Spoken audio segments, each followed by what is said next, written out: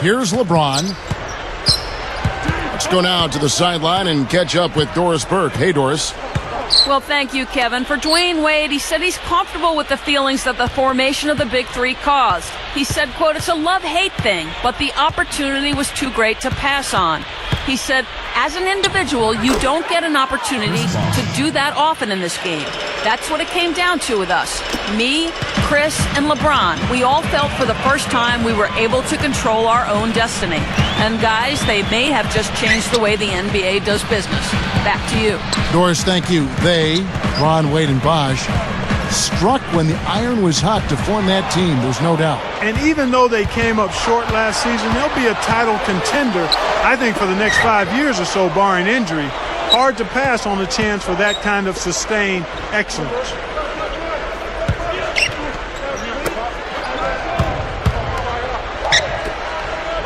It's a look, and Bosch gets it to go on the assist by LeBron. Bosch has got his second bucket of the game to go.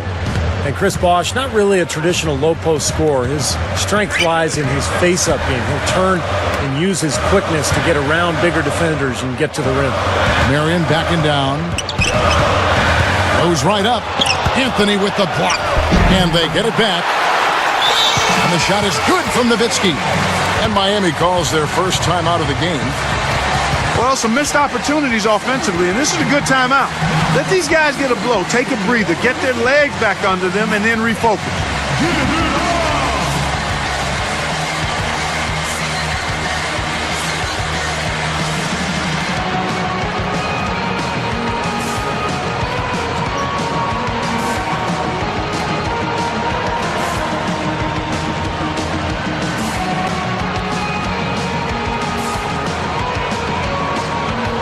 And the Mavericks with some changes. Tyson Chandler is checked in for Nowitzki. And Caron Butler is subbed in for Sean Marion. The Heat also changing it up. Mike Miller's checked in for Haslam. Wade comes in for Chris Bosh. And it's Chalmers in for Eddie House. LeBron passes to Chalmers.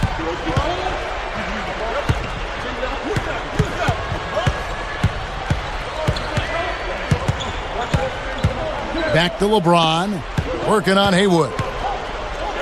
Unloads. LeBron, no luck. You know, you take a look at the makeup of the Heat and the offensive numbers last year.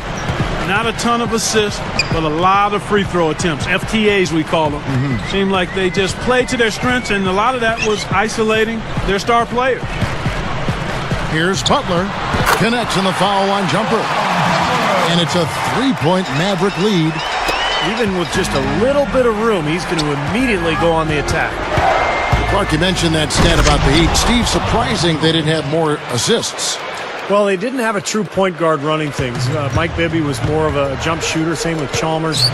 But I think a lot of it is that they play very isolation-heavy basketball, as Clark mentioned. Outside Terry, and it's Miller with the rebound. And here are the Heat. They trail by one.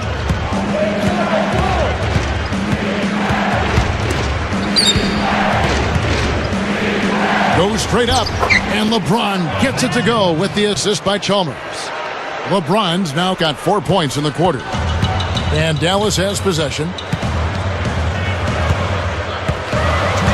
Correa with Terry outside. Haywood with a screen on LeBron. Here's the three, and Butler gets it to go on the assist by Correa. That's 7 points for Butler. He's done a nice job, a great job actually, of finding efficient shots here in the second. Shooting percentage always a function of the kinds of shots you get. And he's on a good roll after struggling a bit in the first. James. And he finishes nicely on the layup. LeBron's now got 9 points. When the Heat struggled early on last season, Eric Spoelstra was unfairly thrown on the hot seat. He kept his cool, though, very impressively, and the Heat turned their season around and the talk quieted down. That's a credit to Spoelstra. Okay, well, let's check in with Doris Burke reporting from our sideline in this game. Doris, take it away. Hi, Kevin. Well, one of the big turning points for Miami and the Big Three was an early season loss to the Dallas Mavericks. Their record was 9-8 at that point, and as it turned out, the Mavs would be their finals opponent.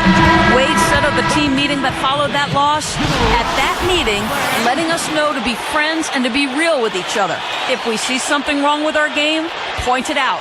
I think we all looked at each other and held each other accountable with our games. That was a significant moment in the Heat season. Thank you, Doris. That game served as a wake-up call for the Heat early on. You know, I remember that game. You could see the Heat were a different team after that loss last year, and I think it helped them get to the finals. Outside Butler. He's picked up by LeBron. Over James. And that one's good by Butler. Butler's got 9. Back to Spoelstra at Miami. Clark, with the way the Heat finished, you have to think things will change. I know, Steve, you were very impressed with the way he managed that team in the postseason. Yeah, I thought Eric Spoelstra was great. Now, a lot of people are focusing on the final series when Rick Carlisle stole the show, but to be fair to Spoelstra, he inherited a very difficult situation with a lot of talent but huge expectations.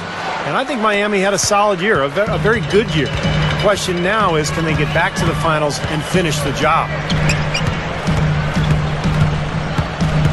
Outside Kid from about 16, rebounded by Anthony. Anthony's got 3 rebounds now in this one. A tight game here, and neither team has been able to gain an upper hand on the backboard. Well, both teams really getting after it inside. It's been an interesting battle. And Bosch backs down. Good look. Haslam can't get it to go. Boy, he had a good look there. Got to take those when they come. Here's Kidd. No good, trying to beat the buzzer. And we'll be back momentarily live from Dallas.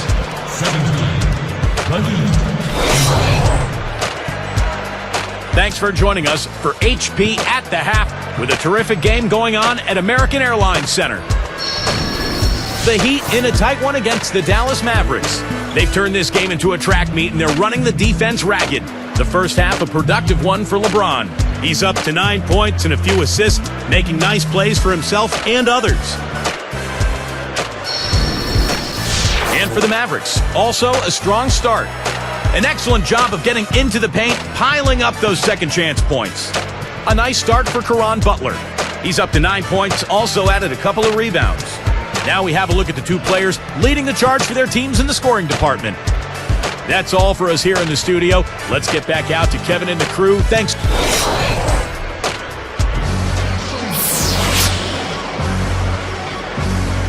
Welcome back, everyone. The second half about to get underway.